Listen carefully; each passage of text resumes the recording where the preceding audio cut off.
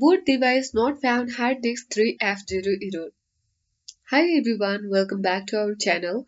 This is Rose, and if you are unable to boot your laptop or desktop and encounter the boot device not found error along with the hard disk error code, here's how to fix it.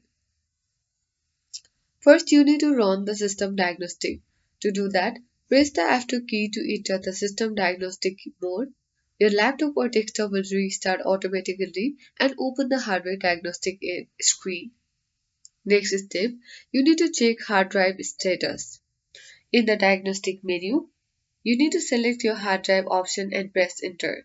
You'll have two diagnostic options, quick or extensive. Select quick or extensive if needed to start the hard drive check. Now you need to review the results. Wait for a few seconds while the diagnostic runs, and if the smart code or check passes, your hard drive is fine and there is no hard drive or hardware issues. So that's it. If the hard drive passes the diagnostic, you can proceed with troubleshooting software related boot issues. I hope this guide was helpful. If it was, then do like, share, comment, and don't forget to subscribe. Thank you for watching, and I'll see you in the next video.